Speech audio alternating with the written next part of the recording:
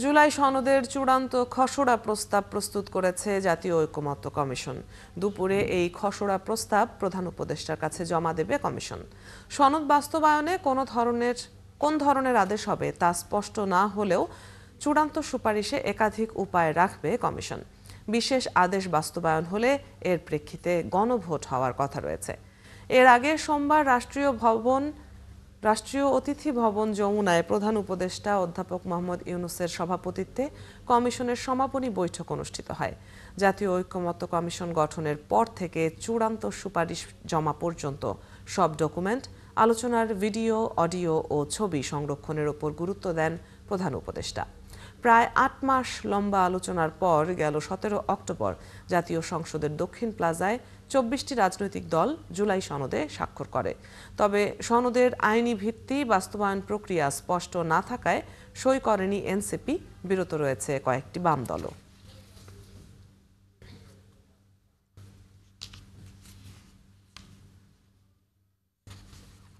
কিছুক্ষণের মধ্যেই প্রধান উপদেষ্টার কাছে জুলাই সনদের চূড়ান্ত খসড়া প্রস্তাব জমা দিতে কমিশনের সহ সভাপতি ডক্টর আলী রিয়াজ সহ অন্য সদস্যদের যমুনায় যাওয়ার কথা রয়েছে। এ বিষয়ে জানবো বিস্তারিত। কারওয়ান বাজার অফিস থেকে যুক্ত হচ্ছেন সহকর্মী ফরহাদ ইবনে মালিক। ফরহাদ, সুপারিশে কি কি প্রস্তাব রেখেছে কমিশন, বিস্তারিত জানতে চাই। আর আনুষ্ঠানিকভাবে কখন এই জুলাই সনদের বিষয়ে জানানো হবে?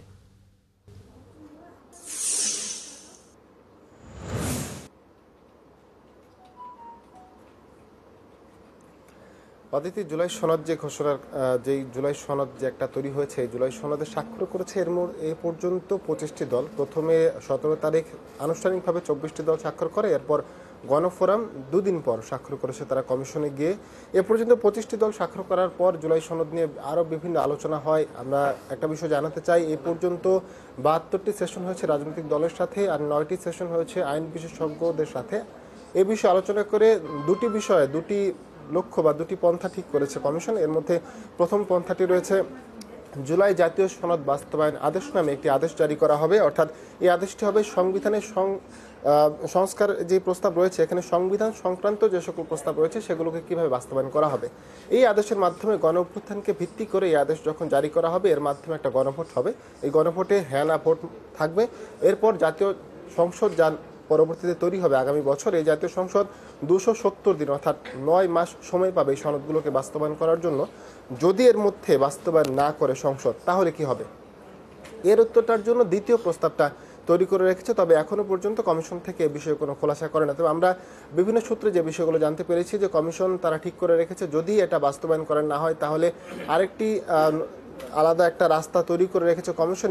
এর মাধ্যমে কমিশন যে একটা প্রস্তাব দিয়ে রেখেছে, এর মধ্যে যদি এই ৯ মাসের মধ্যে কমিশন সংসদ এই বিষয়গুলোকে সংবিধান অন্তর্ভুক্ত না করে, তাহলে স্বয়ংক্রিয়ভাবে এগুলো সংবিধান অন্তর্ভুক্ত হয়ে যাবে।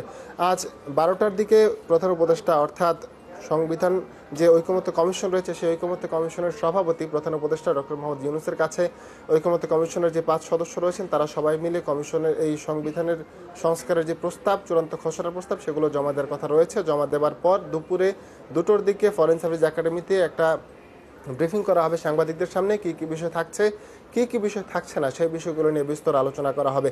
এই আলোচনার পর আমরা বিস্তারিতভাবে জানতে পারবো। তো আমরা এখন পর্যন্ত যে বিষয়গুলো জানি, সেই বিষয়গুলোর মধ্যে সবচেয়ে গুরুত্বপূর্ণ যে বিষয় রয়েছে যে সাংবিধানিক আদেশ নয়, জুলাই সনদ বাস্তবায়ন আদেশ নামে একটি আদেশ জারি করা হবে এবং গণভোট করা হবে।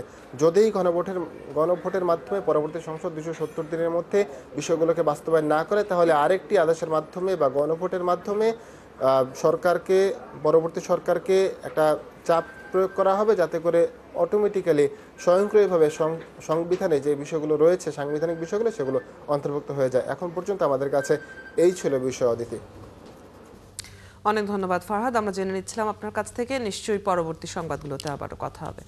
দর্শক, সহকর্মী ফরহাদ ইবনে মালিক আমাদের সাথে যুক্ত ছিলেন।